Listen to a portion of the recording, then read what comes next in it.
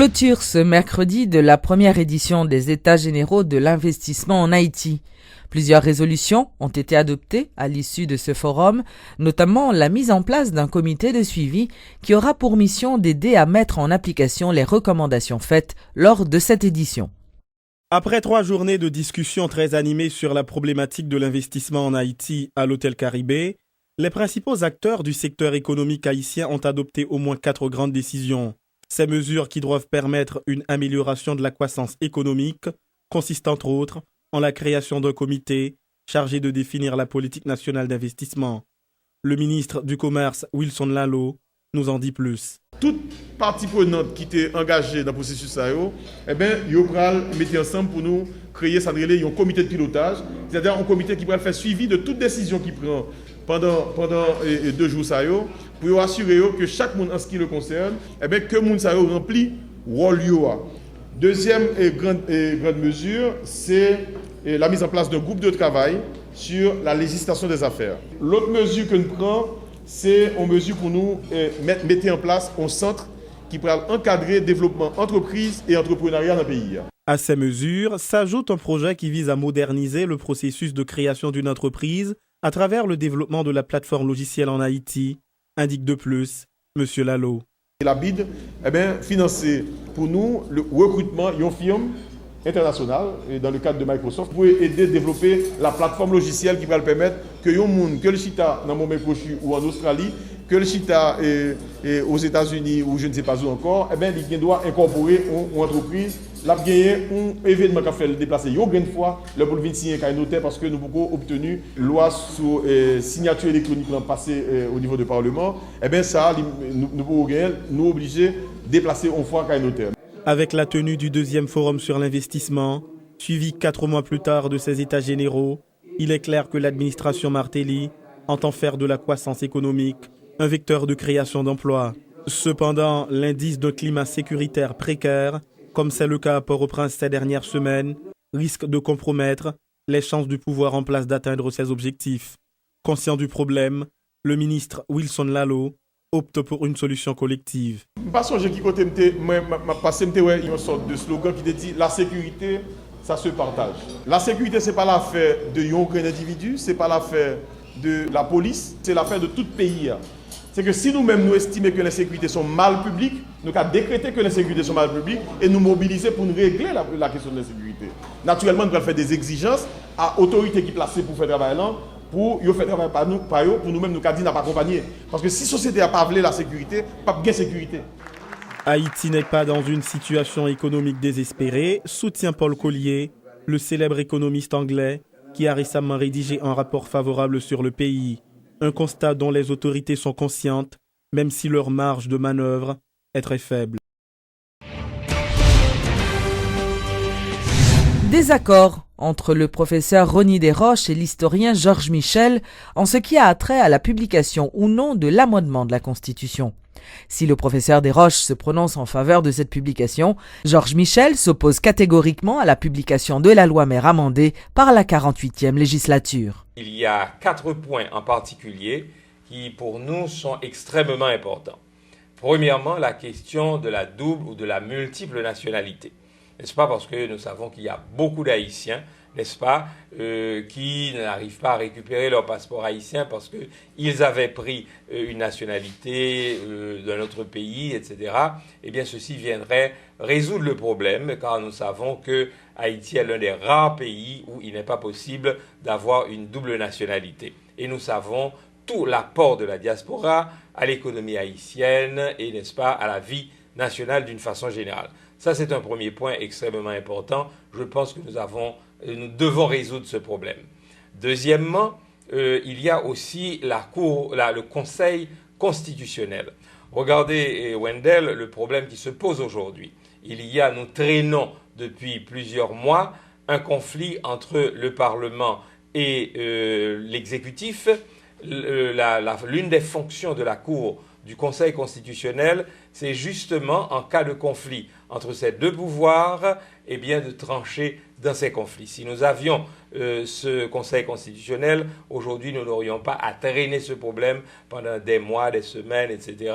On n'aurait pas dû faire appel à une plateforme religieuse, etc. Le problème aurait été résolu. La Constitution est faite pour être amendée, mais il faut faire les choses correctement. On ne peut pas faire n'importe quoi, n'importe comment. Et dans le rapport des juristes, vous avez vu que nous ne sommes pas rentrés dans le fond des amendements et que les partisans de la publication ne s'arrêtent pas sur les graves problèmes légaux que présentent ces amendements et mettent le fond des amendements en avant. Moi, je n'ai rien contre la double citoyenneté ou la double nationalité ou le cumul de nationalités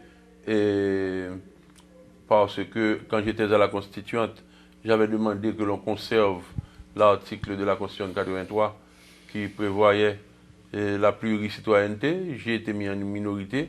La deuxième chose, Conseil constitutionnel, c'est un très joli mot et nous avons surtout milité pour l'installation d'une cour constitutionnelle où il y aurait, n'est-ce pas, des magistrats, un parquet, où vous pourriez venir défendre votre cause, une instance juridique de conseil contrôle de la constitutionnalité et non une instance politique comme un conseil constitutionnel. La formule du conseil est mauvaise, l'instance de contrôle de la constitutionnalité est une bonne chose et ça mériterait d'être approfondi et débattu. Mais je sais, je l'ai toujours dit, le président René Préval est un ami, il demeure mon ami, mais dans son entreprise d'amender la Constitution, ses intentions étaient impures.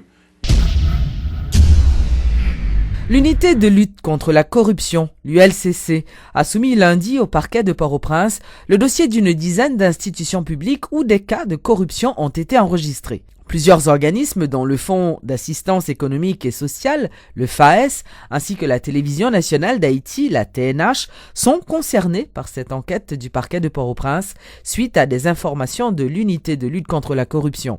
Plus d'une dizaine d'institutions publiques sont indexées dans le cadre de la lutte contre la corruption.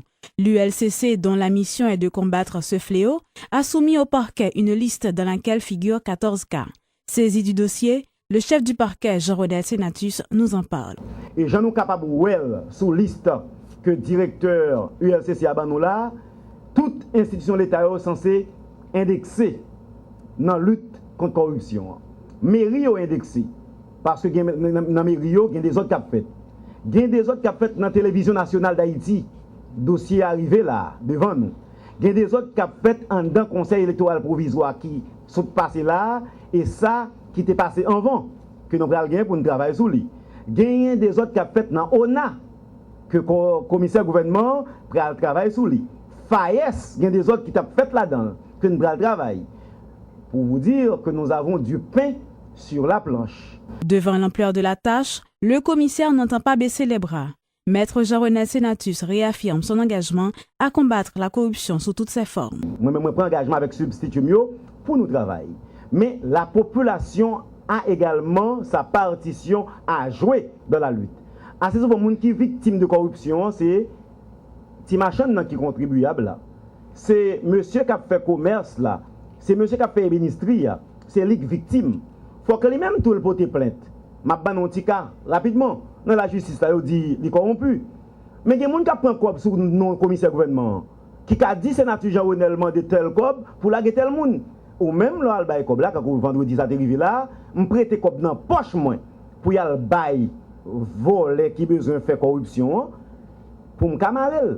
Faut chercher cob là prêter, même dans tirer dessus ou bien chercher des témoins pour garder est-ce que commissaire sénatus n'en volé à vrai. Parce que si non corruption, faut que m'arrime. Même Jean tout, je pas hésiter une minute, une seconde, marrer n'importe quel monde à quelque rang qu'il puisse appartenir, mais qui t'a fait tête li, on corrompu. Après la lutte pour les bonnes mœurs, le parquet de Port-au-Prince se lance à la poursuite des corrompus. Une nouvelle croisade pour le commissaire Jean-Renel Senatus. Le directeur général de l'Office national d'assurance vieillesse, ONA, Bernard Desgraffes, salue la décision du parquet et de l'ULCC qui décide de lutter contre la corruption au sein des institutions étatiques.